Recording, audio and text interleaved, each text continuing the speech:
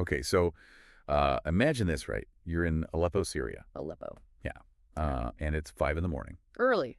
Super early, right? Right. Winter, it's freezing.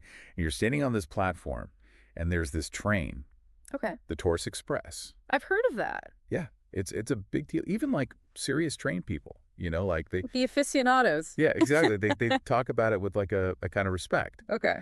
So today we're gonna look at how this whole story gets started Right. for one particular passenger Okay. who's getting on this train. Boarding the Orient Express. Exactly. Yeah. And we're using the Arabic edition of Agatha Christie's Yo-Yo Consenis.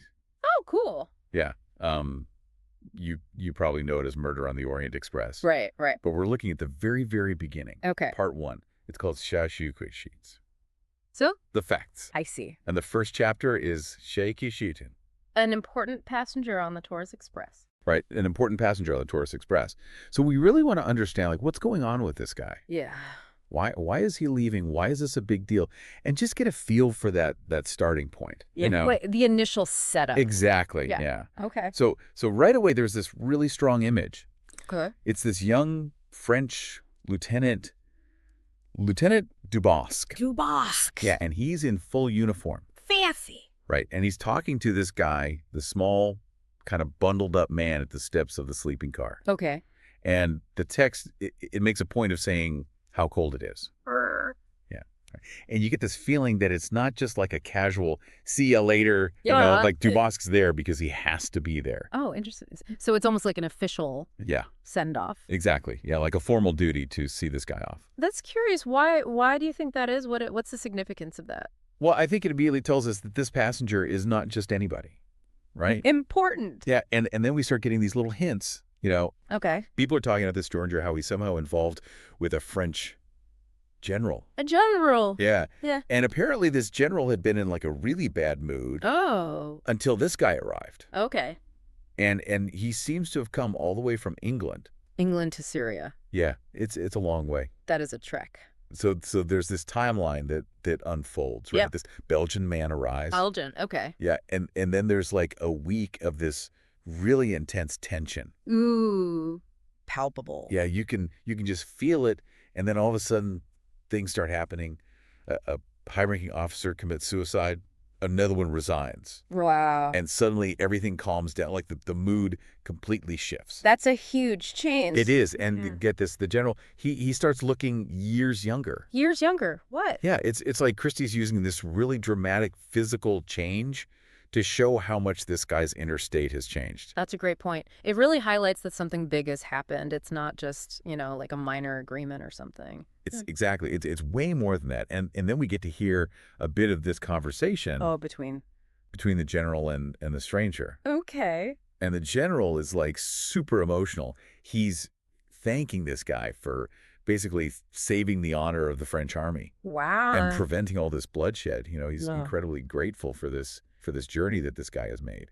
Okay, so this is where it all starts coming together. Right. We finally get his name.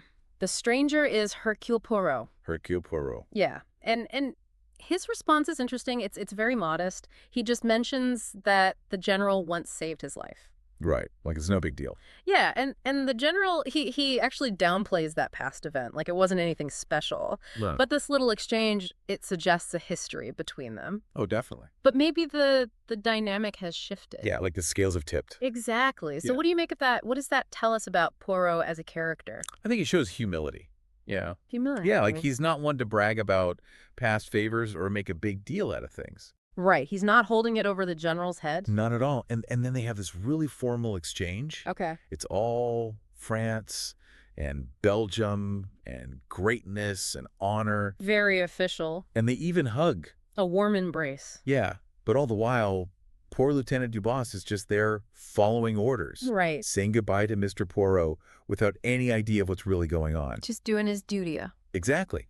So going back to what we were saying about the atmosphere at the beginning. Yeah. It's clear that Poirot's arrival totally changed this really tense and potentially dangerous situation. Right. It was a total turning point. Yeah. So the big takeaway here is this Hercule Poirot is not your average passenger. Yeah. He's on this train after clearly fixing some really important issue with the French army, and there's this sense of gratitude surrounding him, and hints of some major history with the general. Lots of baggage. Right. And what's really fascinating is the contrast between this super formal, almost military send-off and the fact that we don't really know what Poirot did. Right. It's all very hush-hush. It makes you wonder, what exactly did he do to earn this kind of appreciation? And cause all this drama with the French military. Right, because something big clearly went down. Yeah, and that's what really sticks with you, isn't it? Definitely. Like, we have this formal goodbye, but behind it, there's this whole story that we're only getting glimpses of. A hidden narrative. Exactly. Yeah. It makes you realize that this seemingly simple departure, it could be just the beginning. It's a domino. Yeah, of something much bigger and more complicated. A much larger story. And it makes you think about all the other stories that might be connected to this one important passenger getting on the Tourist Express on that freezing cold morning. So many possibilities. Yeah, who knows what's going to happen. Exactly. And that's what makes it so exciting. For sure. To dive into this book. Absolutely. See where it all leads. Can't wait to see what Christie has in store for us. Me too. It's going to be good. I think so.